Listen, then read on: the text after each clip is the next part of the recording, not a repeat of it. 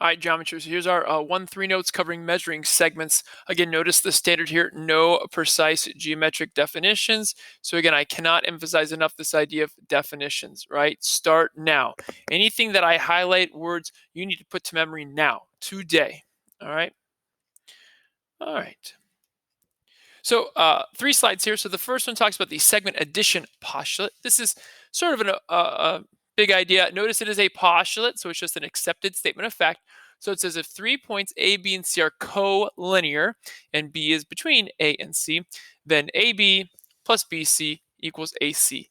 This math statement represents this picture right here. You have A, B, and C collinear, all on the same segment, same line. So A to B, that distance, plus B to C, that distance, is going to equal A to C. That should be intuitive. It should make sense. There's no overlap here. So, if I put 2 segments next to each other, they will equal a bigger segment. Now, you can also think of this in terms of subtraction. So, say I wanted to find what AB was. Well, AB is this smaller segment. So how could I use subtraction? Well, if I knew the entire length of the big segment AC, I could subtract away this medium length segment BC, and that would leave me with AB, because if I take the entire segment AC and take away this right medium segment BC, it would leave me with AB. So again, you can think of it in terms of subtraction as well. Okey-doke. Next slide. So now we're going to talk about congruent segments. It says when numerical expressions have the same value, you say they are equal. Similarly, if 2 segments have the same length, then the segments are congruent segments. This idea of congruent, and this symbol for congruence, congruent segments means they have the same length or equal length. Same length or equal length. So again, notice the similarities between the equals symbol and the congruent symbol. The congruent symbol just adds the squiggle above it. Call it the squiggle, tilde, whatever you want to call it. Okay.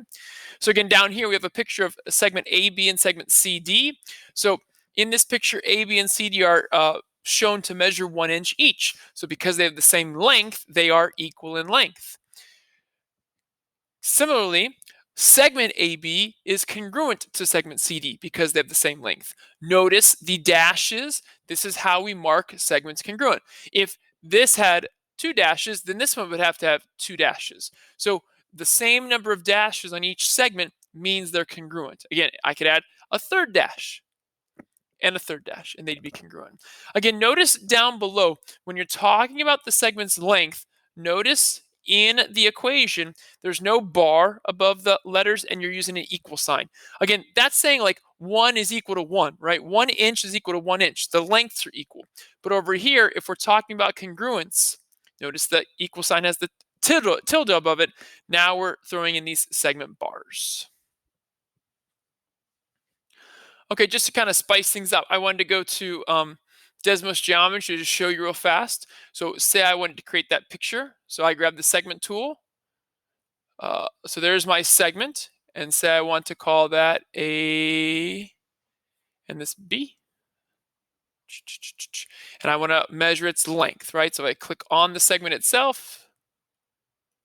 There we go. And I'll label its length. Good. So that's 3.1. Let's make it 3. If I can. There, 2.99, close enough. I'm not going to split hairs. Okay, and now CD. So there's my segment. Get the arrow tool. Here is C. Here is D. And now if I click on the segment itself, I can label it. And again, if I just shorten up, if I get 3, I'll be good enough. There, 3. So I can't be perfect, but those are essentially equal length, so segment AB would be congruent to segment CD. Okay, just trying to spice things up a little bit in our notes. Okay, last but not least, the midpoint of a segment is a point that divides the segment into 2 congruent segments. So again, a midpoint splits a segment into 2 congruent segments. Very important idea here. Right? It's halfway in between. A point, line, ray, or other segment, so any part of a line, essentially, that intersects a segment at its midpoint is said to bisect the segment. This word bisect is huge, right? If this point, line, ray, or other segment goes through a segment's midpoint, then it splits the segment into two congruent parts. This is what you need to think of when you see the word bisect. Bisect means divide, split, whatever you want to call it, cut into two congruent parts. This needs to be put to memory and never forgotten. Bisect. Sect means sections, and bi means two congruent parts.